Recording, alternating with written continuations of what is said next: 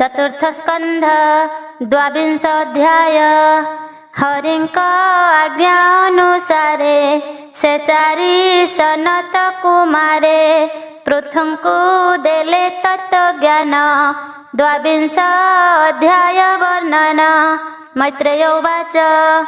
हे अन्ते शुण हे विदुर से पृथु देव राजेश्वर प्रजापालने धर्मशील हरि भक्तिर से भोल से राज्ये जेते प्रजागण पितृदेव ऋषि ब्राह्मण पृथुंक गुण बखाणन्ति से सर्वे हरिंकी पूजन्ति। एमन्ते केते कालांतरे विजय कले मुनिवरे से सिद्ध गण मध्य वर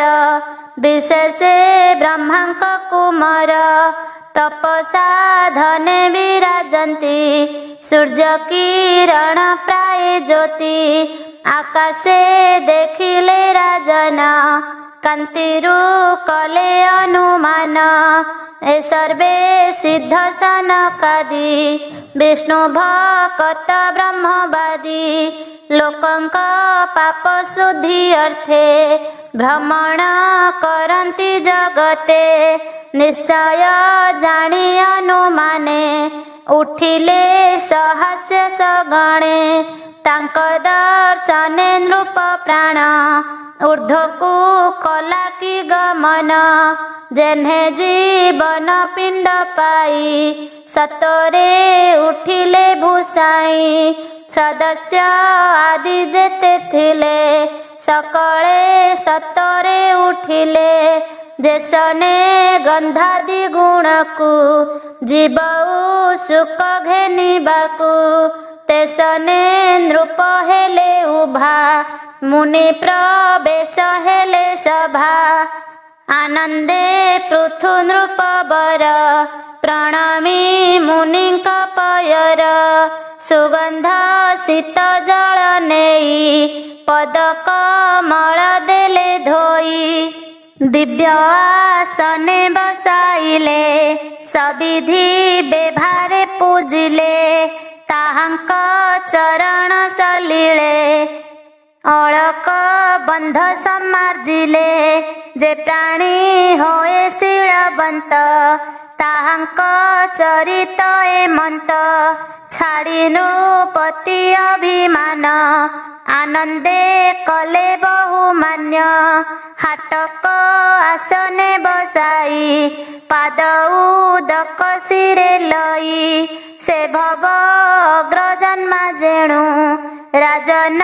मान्य कले तेणु भावे प्रतोषी तांक मन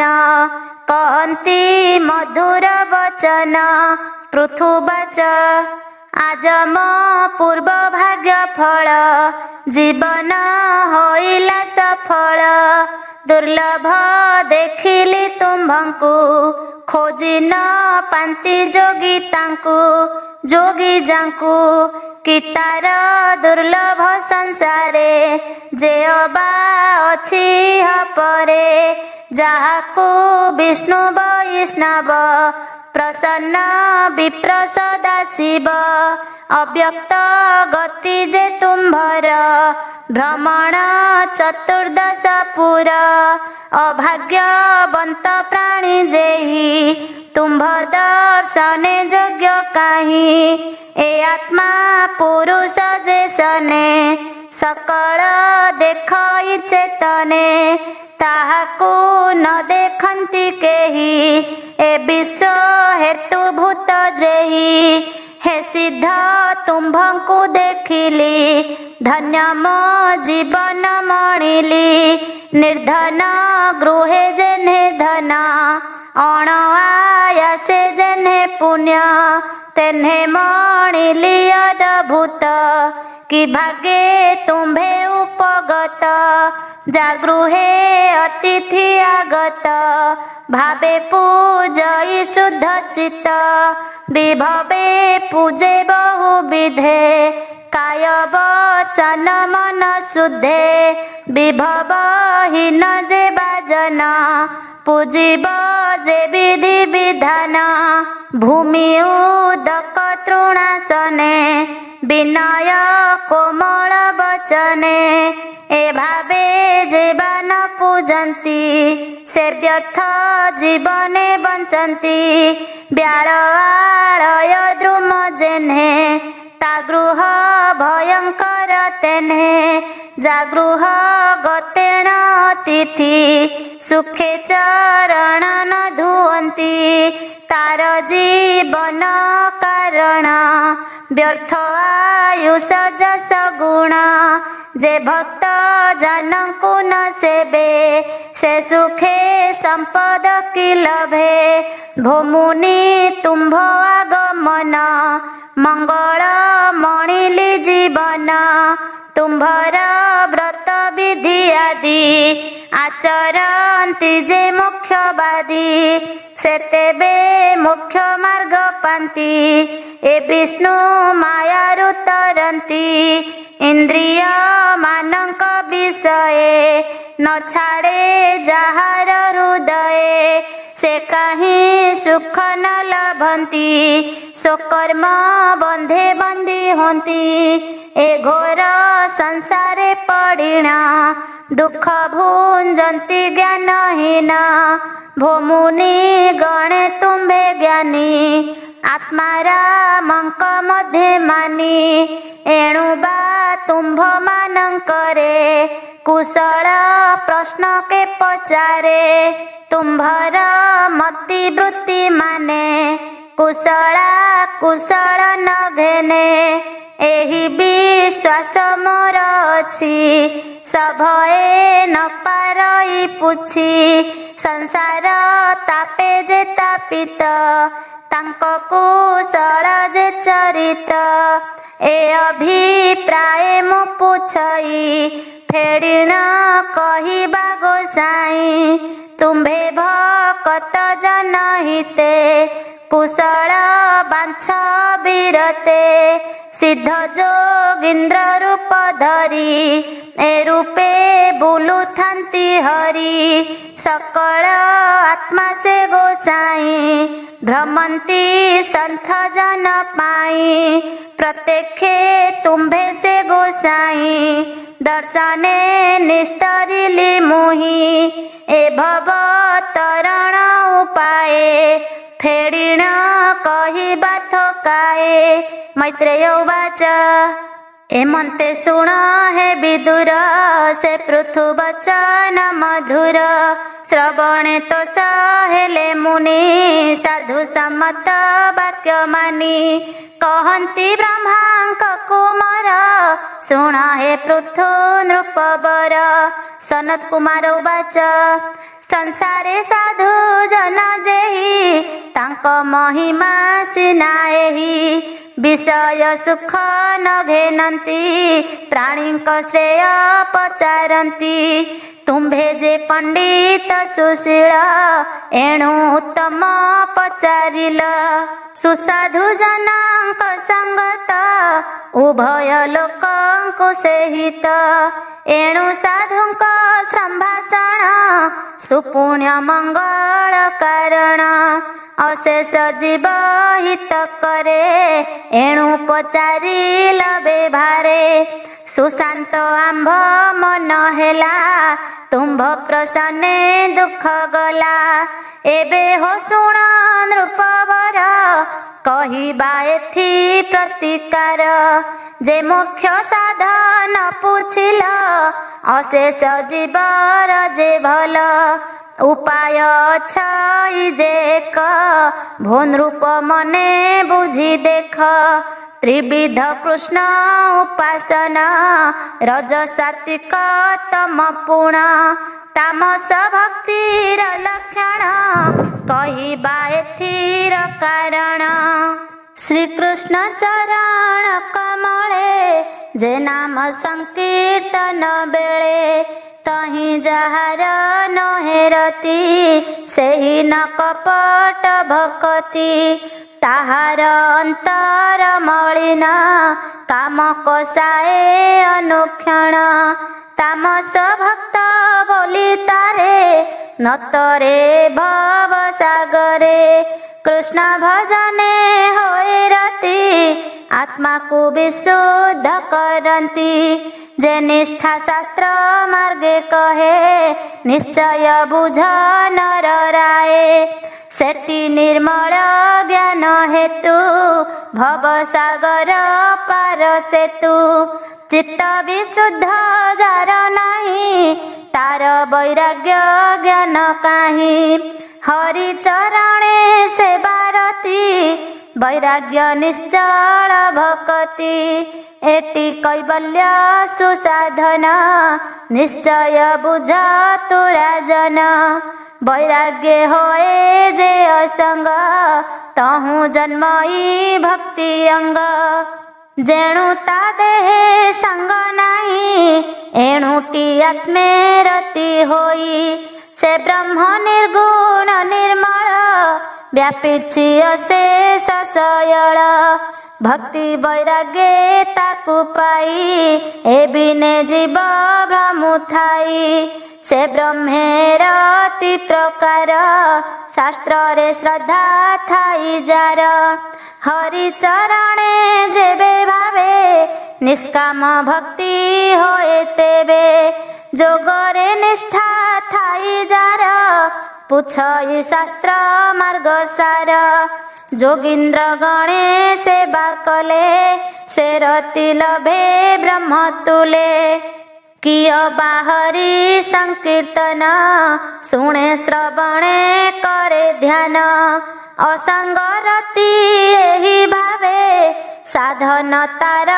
तमे लभे। शुण राजन कृष्ण लये त्रिविध प्रकार जे होए। जे मार्गे जे साध्य करंती ब्रह्म निर्वाणे होए रति। अर्थ वांछित मन जार तामसे बद्ध से हुनर। जे प्राणी इंद्री भोगवश ताहाकु बोलीटी राजस। एहांकु न करिब संग से संग दोषे ज्ञान भंग। तहि न देव मन दृष्टि केबे हे न करिब गोष्ठी। से संग जे बादरंती सकाम अर्थ से बांछंती। एणु ताहांक संग तेजी जे प्राणी आत्मा लाभ खोजी। निसंग बीजाने बसही तेबे आत्मा को भेट पाई। ए रूपे होए ब्रह्मरति शुण सुमने हे नृपति। अपरे असाधु कहिबा जाहार नाही भक्ति सेवा।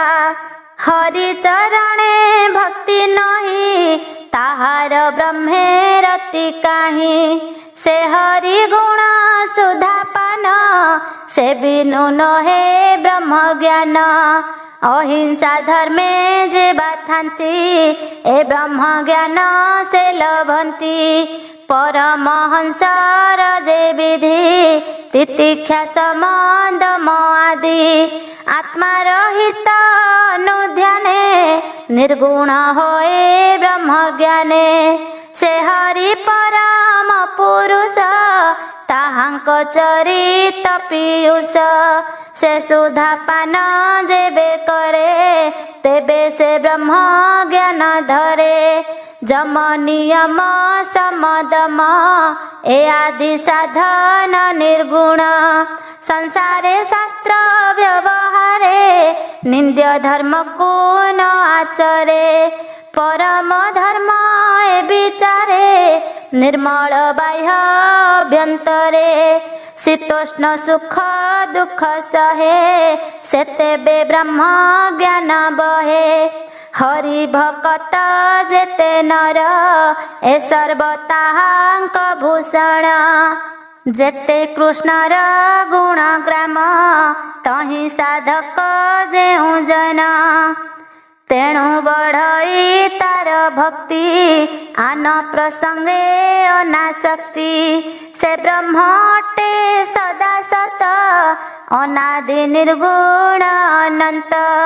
तही जाहार रति होए से प्राणीबद्ध नहे मोहे से ब्रह्मे जाई निष्ठारती तेबे ता होए दृढ़मती जे सदा गुरु सेवा करे से तेबे ज्ञान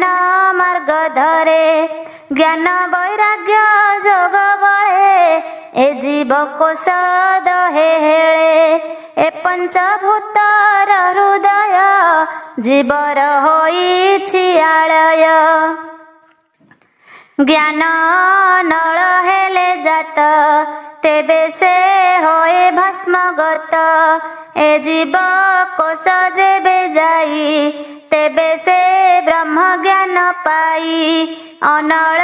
प्रकाशिले जेने अरणी हुवंती दहने तेसने लिंग शरीर ज्ञाने दहई नृपबर एमंत ज्ञान उदेजार नुहई भवबंध तार उपाधि वासना अशेष ज्ञान नळे होए ध्वंस उपाधि हते नृपराए तार गुणादि होए लये विनाश होए अभिमान आपणा पर आदि ज्ञान जन्मई निज भावे रति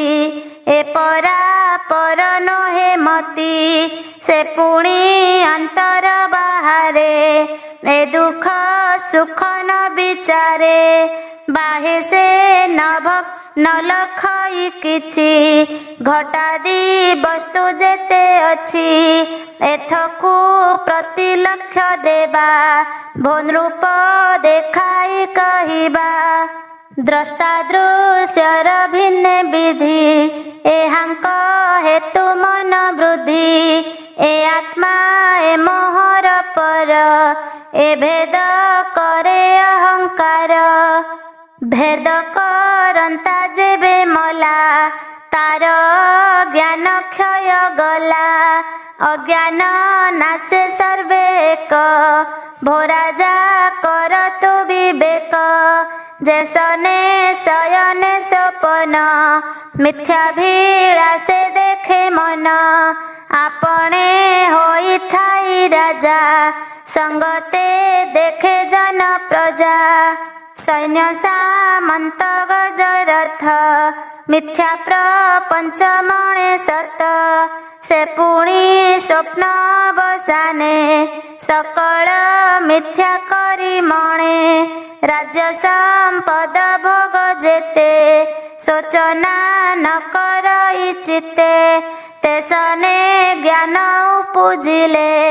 ए सर्वनाश जानती भले ए आत्मा देखंता पुरुष इंद्रिय अर्थादि प्रकाश एबेनी पर अहंकार ए भेद विवेक विचार जाबत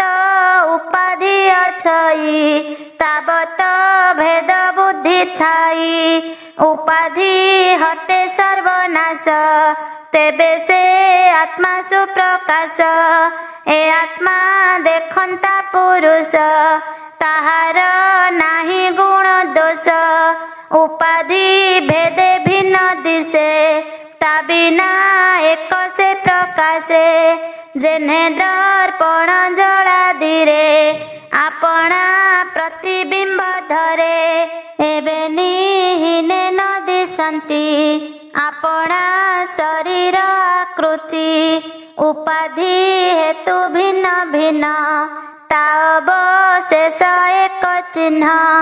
सुण हे पृथु महीपति असंग आर ब्रह्मरति एबेनी मार्ग मुख्य हेतु भवसागर पार सेतु शुणसु मने हे राजन विवेकहीन जे बाजन जाहार आत्मरति नहे जे देहे अहंकार बहे ए मोर दारा सुत घर बोली विषय अहंकार विषय रसे इंद्रि रसी मन को आणई आकर्षी इंद्रिय संगे मन रसे निज चेतना बल ध्वंसे एणु विवेक तार नही कुसंग दोषे मन मोही जैसने कुश आदि मूल हृदयरु ओटारंती जल तेसने देख विषयादि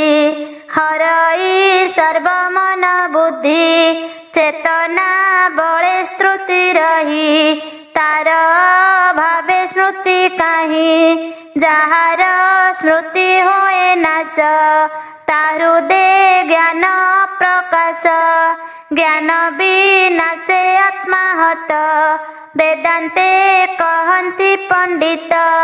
शुण नृपति पुरुषर एथुटी हानि नहीं पर विषय सुख भोग लागी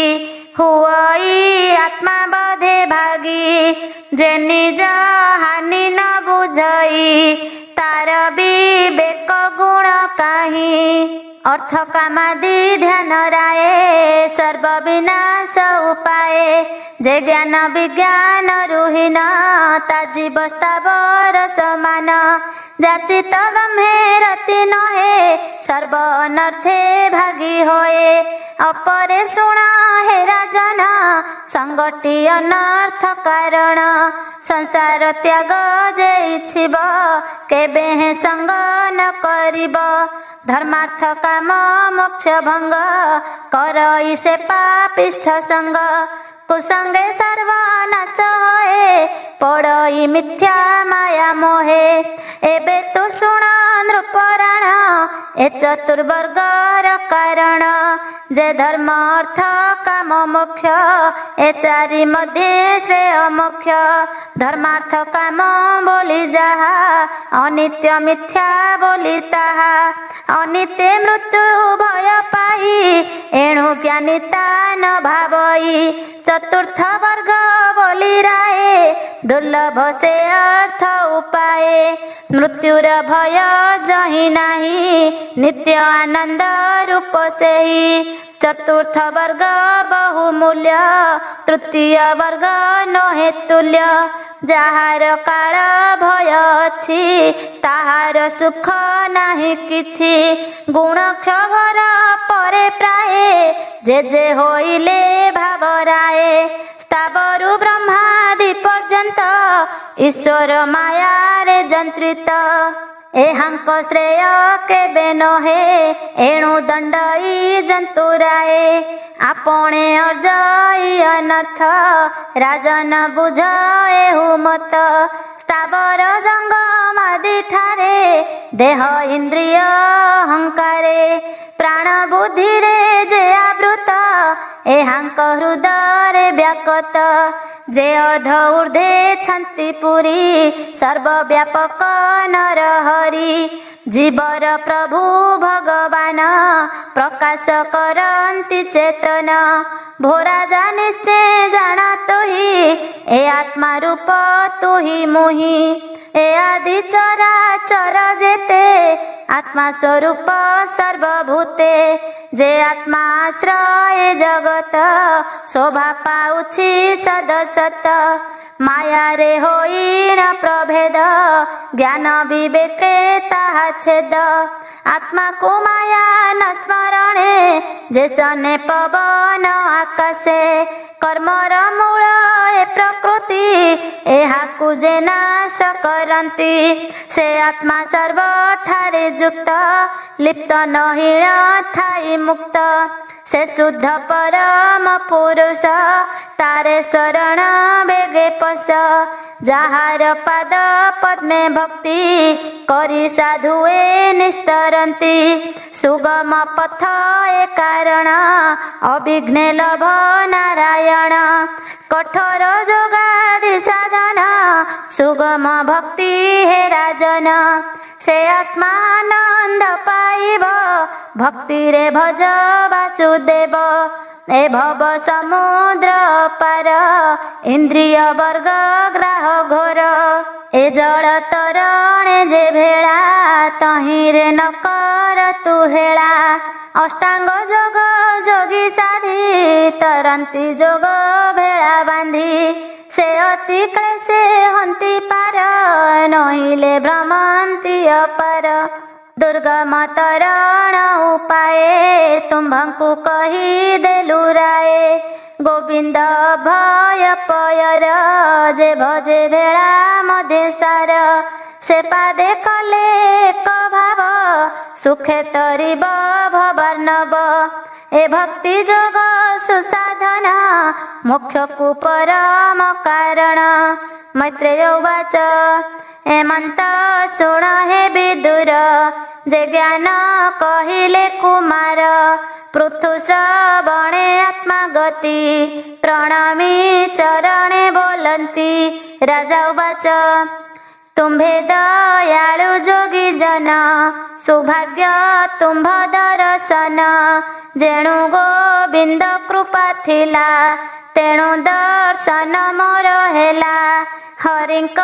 ଆଜ୍ଞା ରକ୍ଷା ପାଇଁ ମୋହିତେ ଅଇଲ ଗୋସାଇଁ ମୋର ସଂଶୟ ଯେତେ ଥିଲା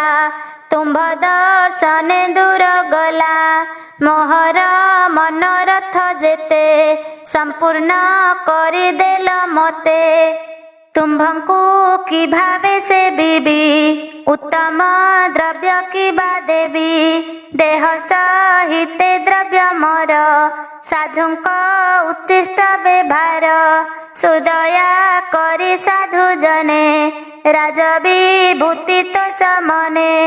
ସମର୍ପିଛନ୍ତି ମୋର ତହିଁ ଏଥେ ପ୍ରଭୁତ୍ୱ ମୋର ନାହିଁ କି ଭାବେ କରିବି ସେବନ ଏ ଦେହ ସାଧୁଙ୍କ ଅଧୀନ ଯେହ୍ନେ ବାଳକେ ସ୍ନେହ ବହି ତାତ ଜନନୀ ଧନ ଦେଇ ପୁଣି ନ କରନ୍ତି ଗ୍ରହଣ ଏ ସର୍ବ ତୁମ୍ଭର ଅର୍ପଣ ତୁମ୍ଭ ପ୍ରତ ସେ ଶକ୍ୟ ନାହିଁ ରାଜସେବକ ପ୍ରାୟ ହୋଇ ତାଙ୍କୁ ତାମ୍ବୁଳ ନିଯୋଜନ୍ତି ମଧ୍ୟରେ ସେବକ ବୋଲାନ୍ତି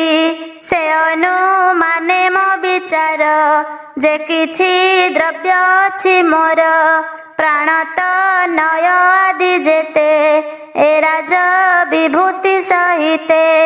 ଅପରେ ଚତୁରଙ୍ଗ ବଳ ସମର୍ପି ଅଛି ମୁଁ ସକଳ ଏଥେ ମୋ ନାହିଁ ଅଧିକାର ବେଦ ବିହିତେ ବ୍ରାହ୍ମଣର ଯେ ସର୍ବ ସେନା ଅଧିପତି ଦଣ୍ଡ ଦଣ୍ଡ ରାଜନୀତି ସକଳ ଲୋକେ ଅଧିକାର ଏ ସର୍ବ ବେଦ ବିଦଙ୍କର ସେ ବିପ୍ରେ ନିଜ ଧନେ ଶାନ୍ତି ଜୀବଙ୍କୁ କଲ୍ୟାଣେ ପାଳନ୍ତି ବ୍ରାହ୍ମଣ ଅନୁଗ୍ରହେ ଅନ୍ନ ଭୁଞ୍ଜନ୍ତି କ୍ଷତ୍ରିୟାଦି ବର୍ଣ୍ଣ ବ୍ରହ୍ମା ସର୍ଜନେ ଜଗତେ ଅଛି ଅପୂର୍ବ ଦ୍ରବ୍ୟ ଯେତେ ଏ ସର୍ବ ଯେବେ ସମର୍ପିବି ତେବେ ପ୍ରତୋଷି ନ ପାରିବି ନିଗମ ବେତା ପ୍ରଭୁ ମାନେ ମୋତେ ତ ଶିଲ ଦିବ୍ୟ ଜ୍ଞାନେ ଏକାନ୍ତେ ଦେଲ ଆତ୍ମା ପଦ ମୋହର ନାସିଲ ପ୍ରମାଦ ତୁମ୍ଭେ ଦୟାଳୁ ଯୋଗେଶ୍ୱର ଅଧମ ଜନେ ଦୟା କର ଅବ୍ୟକ୍ତ ବ୍ରହ୍ମ ଦୃଷ୍ଟି ଗତେ ପ୍ରତ୍ୟକ୍ଷେ ଦେଖାଇଲ ମୋତେ